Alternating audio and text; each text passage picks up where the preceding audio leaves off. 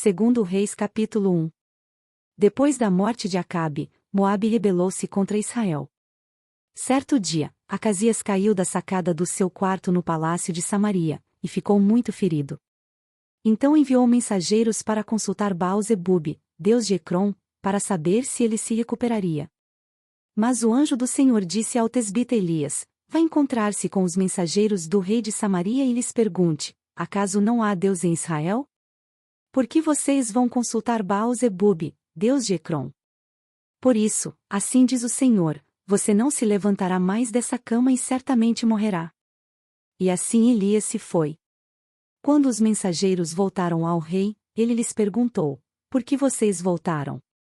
Eles responderam: um homem veio ao nosso encontro e nos disse: voltem ao rei que os enviou e digam-lhe: assim diz o Senhor, acaso não há Deus em Israel? Por que você mandou consultar Baal-zebube, deus de Ecrom? Por isso você não se levantará mais dessa cama e certamente morrerá. O rei lhes perguntou: como era o homem que os encontrou e lhes disse isso? Eles responderam: ele vestia roupas de pelos e usava um cinto de couro. O rei concluiu: era o tesbita Elias. Em seguida mandou um oficial com 50 soldados procurar Elias. O oficial o encontrou sentado no alto de uma colina, e lhe disse: homem de Deus, o rei ordena que você desça. Elias respondeu ao oficial: se sou homem de Deus, que desça fogo do céu e consuma você e seus 50 soldados. E desceu fogo do céu e consumiu o oficial e seus soldados. Depois disso o rei enviou outro oficial com mais 50 soldados.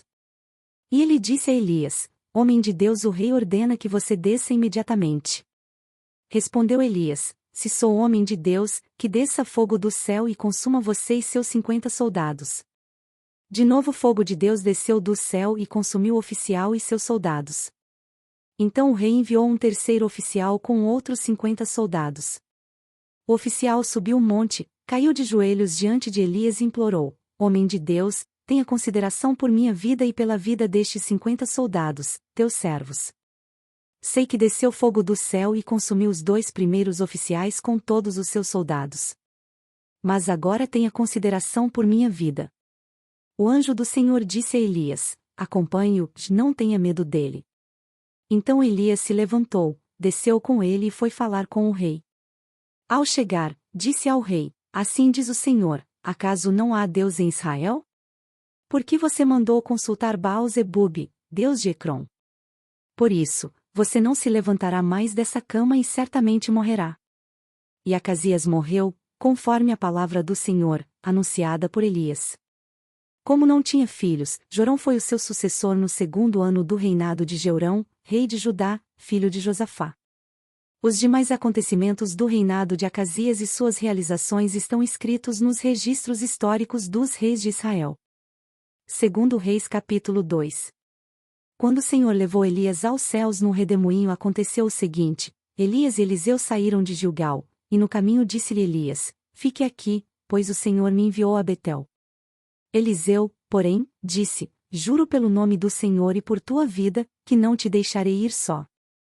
Então foram a Betel. Em Betel os discípulos dos profetas foram falar com Eliseu e perguntaram: você sabe que hoje o Senhor vai levar para os céus o seu mestre, separando-o de você? Respondeu Eliseu: sim, eu sei, mas não falem nisso. Então Elias lhe disse: fique aqui, Eliseu, pois o Senhor me enviou a Jericó. Ele respondeu: juro pelo nome do Senhor e por tua vida, que não te deixarei ir só.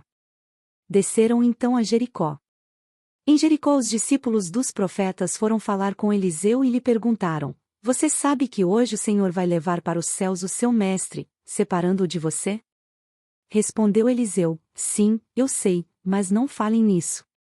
Em seguida Elias lhe disse: fique aqui, pois o Senhor me enviou ao rio Jordão.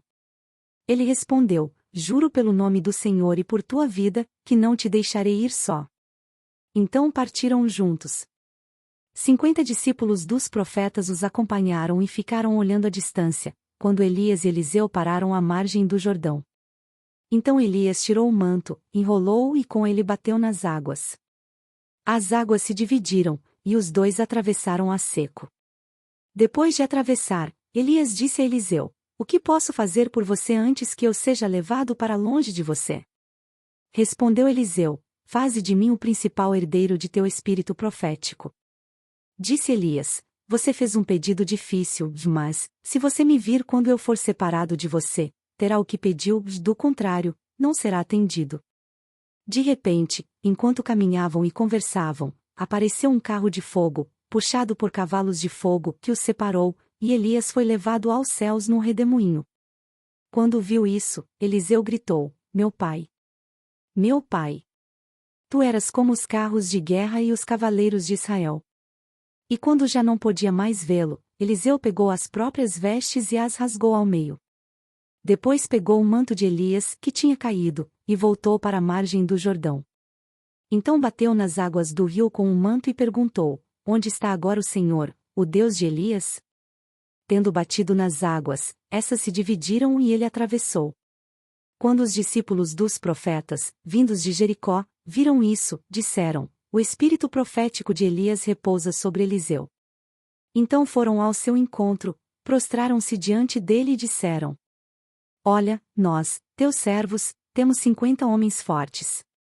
Deixa-os sair à procura do teu mestre. Talvez o Espírito do Senhor o tenha levado e deixado em algum monte ou em algum vale. Respondeu Eliseu: não mandei ninguém. Mas eles insistiram até que, constrangido, consentiu: podem mandar os homens. E mandaram 50 homens, que procuraram Elias por 3 dias, mas não o encontraram. Quando voltaram a Eliseu, que tinha ficado em Jericó, ele lhes falou: não lhes disse que não fossem. Alguns homens da cidade foram dizer a Eliseu: como podes ver, esta cidade está bem localizada, mas a água não é boa e a terra é improdutiva. E disse ele: ponham sal numa tigela nova e tragam-na para mim. Quando a levaram, ele foi à nascente, jogou o sal ali e disse: assim diz o Senhor, purifiquei esta água. Não causará mais mortes nem deixará a terra improdutiva. E até hoje a água permanece pura, conforme a palavra de Eliseu. De Jericó Eliseu foi para Betel. No caminho, alguns meninos que vinham da cidade começaram a caçoar dele, gritando: suma daqui, careca. Voltando-se, olhou para eles e os amaldiçoou em nome do Senhor. Então, 2 ursas saíram do bosque e despedaçaram 42 meninos. De Betel prosseguiu até o Monte Carmelo e dali voltou a Samaria. Segundo Reis capítulo 3. Jorão, filho de Acabe, tornou-se rei de Israel em Samaria no 18º ano de Josafá, rei de Judá, e reinou 12 anos. Fez o que o Senhor reprova, mas não como seu pai e sua mãe, pois derrubou a coluna sagrada de Baal, que seu pai havia feito. No entanto, persistiu nos pecados que Jeroboão, filho de Nebate, levará Israel a cometer e deles não se afastou. Ora, Messa, rei de Moabe, tinha muitos rebanhos e pagava como tributo ao rei de Israel 100.000 cordeiros e a lã de 100.000 carneiros. Mas, depois que Acabe morreu, o rei de Moabe rebelou-se contra o rei de Israel. E, naquela ocasião, o rei Jorão partiu de Samaria e imobilizou todo Israel. Também enviou esta mensagem a Josafá, rei de Judá: o rei de Moabe rebelou-se contra mim. Irás acompanhar-me na luta contra Moabe? Ele respondeu: sim, eu irei. Serei teu aliado, os meus soldados e os meus cavalos e os teus serão um só exército. E perguntou: por qual caminho atacaremos? Respondeu Jorão: pelo deserto de Edom. Então o rei de Israel partiu com os reis de Judá e de Edom. Depois de uma marcha de 7 dias, já havia acabado a água para os homens e para os animais. Exclamou, então, o rei de Israel: e agora? Será que o Senhor ajuntou a nós, os 3 reis, para nos entregar nas mãos de Moabe? Mas Josafá perguntou: será que não há aqui profeta do Senhor, para que possamos consultar o Senhor por meio dele? Um conselheiro do rei de Israel respondeu: Eliseu, filho de Safate, está aqui. Ele era auxiliar de Elias. Josafá prosseguiu: a palavra do Senhor está com ele. Então o rei de Israel, Josafá e o rei de Edom foram falar com ele. Eliseu disse ao rei de Israel: nada tenho a ver com você. Vá consultar os profetas de seu pai e de sua mãe. Mas o rei de Israel insistiu: não, pois foi o Senhor que ajuntou a nós, estes 3 reis, para entregar-nos nas mãos de Moabe. Então Eliseu disse: Juro pelo nome do Senhor dos Exércitos, a quem sirvo, que se não fosse por respeito a Josafá, rei de Judá, eu não olharia para você nem mesmo lhe daria atenção. Mas agora tragam-me um arpista. Enquanto o arpista estava tocando, o poder do Senhor veio sobre Eliseu, e ele disse: Assim diz o Senhor, cavem muitas cisternas neste vale. Pois assim diz o Senhor, vocês não verão vento nem chuva, contudo este vale ficará cheio de água, e vocês, seus rebanhos e seus outros animais beberão. Mas para o Senhor isso ainda é pouco, que ele também lhes entregará Moabe nas suas mãos. Vocês destruirão todas as cidades fortificadas e todas as cidades importantes. Derrubarão toda árvore frutífera, taparão todas as fontes e encherão de pedras todas as terras de cultivo. No dia seguinte, na hora do sacrifício da manhã, a água veio descendo da direção de Edom e alagou a região. Quando os moabitas ficaram sabendo que os reis tinham vindo para atacá-los, todos os que eram capazes de empunhar armas, do mais jovem ao mais velho, foram convocados e posicionaram-se na fronteira. Ao se levantarem na manhã seguinte, o sol refletia na água. Para os moabitas que estavam defronte dela, a água era vermelha como sangue. Então gritaram: é sangue. Os reis lutaram entre si e se mataram. Agora, ao saque, Moabe. Quando, porém, os moabitas chegaram ao acampamento de Israel, os israelitas os atacaram e os puseram em fuga. Entraram no território de Moabe e o arrasaram. Destruíram as cidades, e quando passavam por um campo cultivável cada homem atirava uma pedra até que ficasse coberto. Taparam todas as fontes e derrubaram toda a árvore frutífera. Só Kir-Aresete ficou com as pedras no lugar, mas homens armados de atiradeiras a cercaram e também a atacaram. Quando o rei de Moabe viu que estava perdendo a batalha, reuniu 700 homens armados de espadas para forçar a passagem, para alcançar o rei de Edom, mas fracassou. Então pegou seu filho mais velho, que devia sucedê-lo como rei, e o sacrificou sobre o muro da cidade. Isso trouxe grande ira contra Israel, de modo que eles se retiraram e voltaram para sua própria terra. Segundo Reis capítulo 4. Certo dia, a mulher de um dos discípulos dos profetas foi falar a Eliseu: Teu servo, meu marido, morreu, e tu sabes que ele temia o Senhor. Mas agora veio um credor que está querendo levar meus 2 filhos como escravos. Eliseu perguntou-lhe: Como posso ajudá-la? Diga-me, o que você tem em casa? E ela respondeu: Tua serva não tem nada além de uma vasilha de azeite. Então disse Eliseu: Vá pedir emprestadas vasilhas a todos os vizinhos. Mas, peça muitas. Depois entre em casa com seus filhos e feche a porta. Derrame daquele azeite em cada vasilha e vá separando as que você for enchendo. Depois disso, ela foi embora, fechou-se em casa com seus filhos e começou a encher as vasilhas que eles lhe traziam. Quando todas as vasilhas estavam cheias, ela disse a um dos filhos: Traga-me mais uma. Mas ele respondeu: Já acabaram. Então o azeite parou de correr. Ela foi e contou tudo ao homem de Deus, que lhe disse: Vá, venda o azeite e pague suas dívidas. E você e seus filhos ainda poderão viver do que sobrar. Certo dia, Eliseu foi a Sunem, onde uma mulher rica insistiu que ele fosse tomar uma refeição em sua casa. Depois disso, sempre que passava por ali, ele parava para uma refeição. De modo que ela disse ao marido: Sei que esse homem que sempre vem aqui é um santo homem de Deus. Vamos construir lá em cima um quartinho de tijolos e colocar nele uma cama, uma mesa, uma cadeira e uma lamparina para ele. Assim, sempre que nos visitar ele poderá ocupá-lo. Um dia, quando Eliseu chegou, subiu ao seu quarto e deitou-se. Ele mandou o seu servo Geazi chamar a sunamita. Então ele a chamou, e quando ela veio, Eliseu mandou que Geazi dissesse a ela: Você teve todo este trabalho por nossa causa. O que podemos fazer por você? Quer que eu interceda por você junto ao rei ou ao comandante do exército? Ela respondeu: Estou bem entre minha própria gente. Mais tarde Eliseu perguntou a Geazi: O que se pode fazer por ela? Ele respondeu: Bem, ela não tem filhos, e seu marido é idoso. Então Eliseu mandou chamá-la de novo. Geazi a chamou, e ela veio até a porta. E ele disse: por volta desta época, no ano que vem, você estará com um filho nos braços. Ela contestou: não, meu senhor. Não iludas a tua serva, ó homem de Deus. Mas, como Eliseu lhe dissera, a mulher engravidou e, no ano seguinte, por volta daquela mesma época, deu à luz um filho. O menino cresceu e, certo dia, foi encontrar seu pai, que estava com os ceifeiros. De repente, ele começou a chamar o pai, gritando: ai, minha cabeça! Ai, minha cabeça! Então o pai disse a um servo: leve-o para a mãe dele. O servo pegou e o levou à mãe. O menino ficou no colo dela até o meio-dia, quando morreu. Ela subiu ao quarto do homem de Deus, deitou o menino na cama, saiu e fechou a porta.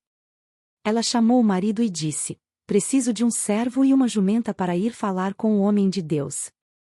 Vou e volto depressa. Ele perguntou: mas, por que hoje? Não é lua nova nem sábado. Ela respondeu: não se preocupe. Ela mandou selar a jumenta, e disse ao servo: vamos rápido, só pare quando eu mandar. Assim ela partiu para encontrar-se com o homem de Deus no Monte Carmelo. Quando ele a viu à distância, disse a seu servo Geazi: olhe. É a sunamita. Corra ao encontro dela e lhe pergunte: está tudo bem com você? Tudo bem com seu marido? E com seu filho? Ela respondeu a Geazi: está tudo bem. Ao encontrar o homem de Deus no monte, ela se abraçou aos seus pés. Geazi veio para afastá-la, mas o homem de Deus lhe disse: deixe-a em paz. Ela está muito angustiada, mas o Senhor nada me revelou e escondeu de mim a razão de sua angústia. E disse a mulher: acaso eu te pedi um filho, meu senhor? Não te disse para não me dar falsas esperanças? Então Eliseu disse a Geazi: põe a capa por dentro do cinto, pegue o meu cajado e corra. Se você encontrar alguém, não o cumprimente, se alguém o cumprimentar, não responda. Quando lá chegar, ponha o meu cajado sobre o rosto do menino. Mas a mãe do menino disse: juro pelo nome do Senhor e por tua vida que, se ficares, não irei. Então ele foi com ela. Geazi chegou primeiro e pôs o cajado sobre o rosto do menino, mas ele não falou nem reagiu. Então Geazi voltou para encontrar-se com Eliseu e lhe disse: o menino não voltou a si. Quando Eliseu chegou à casa, lá estava o menino, morto, estendido na cama. Ele entrou, fechou a porta e orou ao Senhor. Então, deitou-se sobre o menino, boca a boca, olhos com olhos, mãos com mãos. Enquanto se debruçava sobre ele, o corpo do menino foi se aquecendo. Eliseu levantou-se e começou a andar pelo quarto, depois subiu na cama e debruçou-se mais uma vez sobre ele. O menino espirrou 7 vezes e abriu os olhos. Eliseu chamou Geazi e o mandou chamar a sunamita. E ele obedeceu. Quando ela chegou, Eliseu disse: pegue seu filho. Ela entrou, prostrou-se a seus pés, curvando-se até o chão. Então pegou o filho e saiu. Depois Eliseu voltou a Gilgal. Nesse tempo a fome assolava a região. Quando os discípulos dos profetas estavam reunidos com ele, ordenou ao seu servo: ponha o caldeirão no fogo e faça um ensopado para estes homens. Um deles foi ao campo apanhar legumes e encontrou uma trepadeira. Apanhou alguns de seus frutos e encheu deles o seu manto. Quando voltou, cortou-os em pedaços e colocou-os no caldeirão do ensopado, embora ninguém soubesse o que era. O ensopado foi servido aos homens, mas, logo que o provaram, eles gritaram: homem de Deus, há morte na panela. E não puderam mais tomá-lo. Então Eliseu pediu um pouco de farinha, colocou no caldeirão e disse: sirvam a todos. E já não havia mais perigo no caldeirão. Veio um homem de Baal-Salisa, trazendo ao homem de Deus 20 pães de cevada, feitos dos primeiros grãos da colheita, e também algumas espigas verdes. Então Eliseu ordenou ao seu servo: sirva a todos. O auxiliar de Eliseu perguntou: como poderei servir isso a 100 homens? Eliseu, porém, respondeu: sirva a todos, pois assim diz o Senhor: eles comerão, e ainda sobrará. Então ele serviu a todos, e conforme a palavra do Senhor, eles comeram e ainda sobrou. Curta, compartilhe e se inscreva em nosso canal. Para mais conteúdos acesse mulherespreciosas.com.